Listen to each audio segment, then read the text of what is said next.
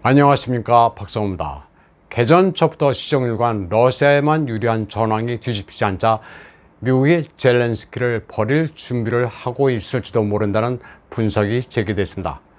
남동 노르웨이 대학의 국제문제 전문가 글렌 디센 교수는 키예프의 방어선이 흔들리면서 젤렌스키에 대한 서구 미디어의 논조가 갑자기 바뀌고 있다고 진단했습니다. 미국은 지난 2월 1일 젤렌스키를 지지한다는 표시로 그가 어떤 비판도 받지 않도록 감싸왔습니다.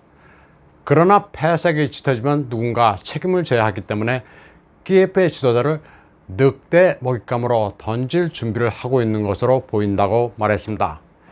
글렌 디센 교수는 러시아에 대한 미국의 대리전쟁이 모스크바의 군사, 경제, 인적 자원을 고갈시키고 러시아의 강대국 지위를 위협하는 교착 상태가 계속되는 동안에는 워싱턴에 유리했다고 말했습니다. 워싱턴의 이런 입장은 한 명의 미군도 잃지 않고 적의 군대를 파괴하는 데 투자하는 것은 좋은 아이디어라는 댄 크렌쇼 하원 의원의 말에 나타나 있습니다. 러시아는 우크라이나와 5개월 넘게 작전을 벌이면서 우크라이나의 방어선을 무너뜨리고 있습니다. 마린카, 베스키, 아브디에프카에 중무장된 방어선을 뚫으면서 러시아는 돈바스의 운명을 봉인했습니다. 러시아가 돈바스 서쪽으로 전선을 확대하는 것은 중대한 의미가 있습니다. 인구 밀도가 높고 산업시설들이 있는 지역에서 보다 개방된 개발지로 진군하면서 앞으로는 영토 확장에 속도가 붙게 되어 있습니다. 게다가 러시아에 대한 경제 제재는 서방에 끔찍한 역효과를 일으켜 정치적 위기를 심화시켰습니다. 이 와중에 낸시 펠로시의 타이완 방문으로 동아시아에서 새로운 안보 위기도 발생했습니다.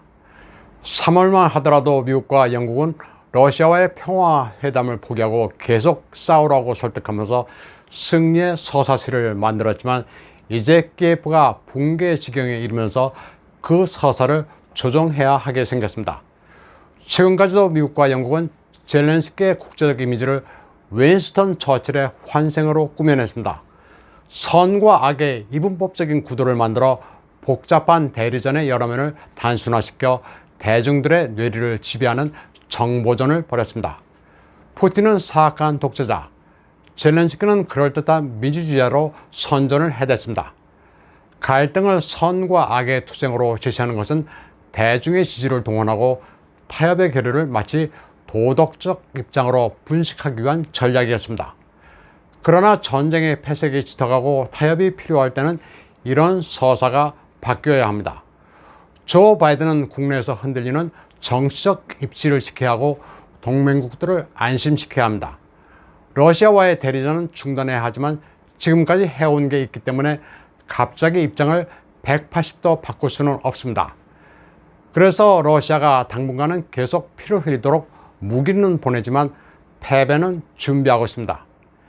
이는 젤렌스키를 예전처럼 적극적으로 변호하지는 않고 있다는 점에서 드러나고 있습니다. 지금까지 젤렌스키에 대한 모든 비판을 보류했던 매체들은 이제 서서히 바뀌고 있습니다. 그 한 예가 뉴욕타임즈 칼럼니스트 토마스 프리드먼의 지적입니다. 그는 백악관과 젤렌스키 사이에 깊은 불신이 있으며 이는 보고된 것보다 더 많다고 말했습니다. 프리드먼은 또 우크라이나의 부패와 국가 경영 실패에 대한 워싱턴의 점증한 우려를 자세히 설명했습니다. 예전 같으면 러시아의 선전이라면서 일축할 만한 내용들이 신문에 실리고 있는 겁니다.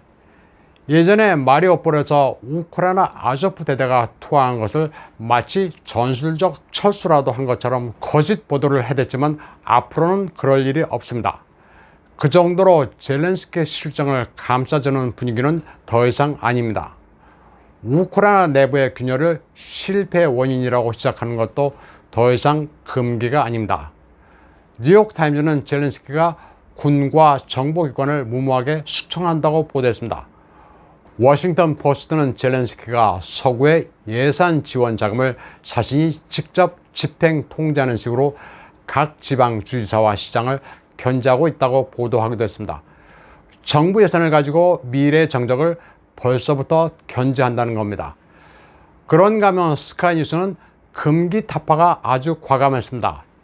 이 매체는 서구 매체에 묘사된 젤렌스키의 모습이 다가 아니라는 제목의 방송을 하기도 했습니다. 앵커는 젤렌스키가 언론 장악은 물론 야당을 금지하는 것도 모자라 정적을 체포했다면서 우크라이나의 민주주의를 해체했다고 비난했습니다.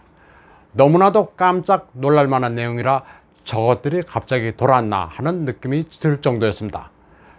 국제 앰니스티도 우크라이나가 민간인 거주 지역의 학교와 병원에 군대를 배치하고 민간인들을 인간 방패로 삼았다고 시작했습니다.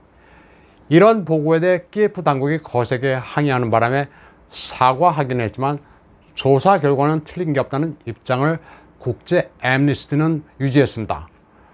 또 내셔널 리뷰는 워싱턴이 최소한의 체면을 유지하는 상태에서 패전을 받아들이기 위해 젤렌스키와 조용히 거리를 두고 있다고 추측했습니다.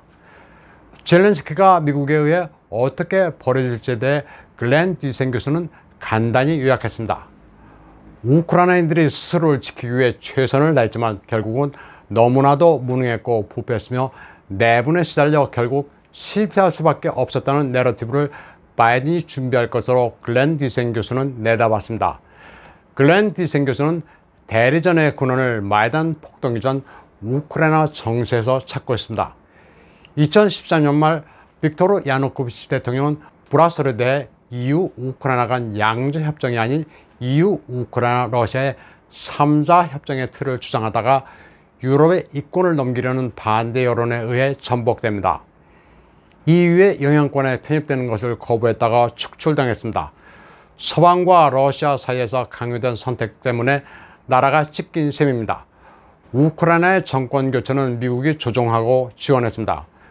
미국은 그리고 키예프의 친미 정권에 반대하는 돈바스 사람들을 대상으로 한 사실상의 대테러 작전을 지시했다고 글렌 디센 교수는 주장합니다.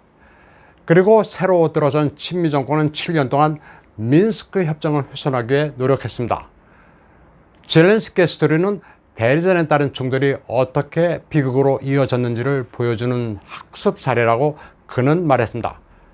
젤렌스키는 대통령이 되기 전 종종 TV에 출연해 러시아 언어와 문화를 말살하려는 정책은 국가를 분열시킬 수 있다면서 반대했습니다. 젤렌스키는 러시아어 지역에서 자라 우크라이나어보다는 러시아어가 유창합니다. 그는 대선 캠페인에서 돈바스의 지도자와 대화하고 러시아와 평화를 촉구하겠다는 평화 강령을 내세웠습니다. 당시만 해도 그의 캠페인 내용은 옳은 방향이었고 이상적이었습니다. 우크라이나 국민은 그에게 73%란 압도적인 표를 몰아줘 쉽게 당선됐습니다. 하지만 워싱턴의 압력과 미국이 무장시킨 민족주의자들의 위협으로 젤렌스키는 종전의 입장을 완전히 뒤집었다고 말했습니다. 결국 우크라이나에서 벌어진 나토와 러시아 간의 대리전은 엄청난 고통을 불러온 비극적 실수였으며 미국은 이제 그 책임을 젤렌스키에게 전가할 것이라고 글렌 디센 교수는 결론지었습니다. 오늘 방송은 여기까지 하겠습니다. 시청해주신 여러분 감사합니다.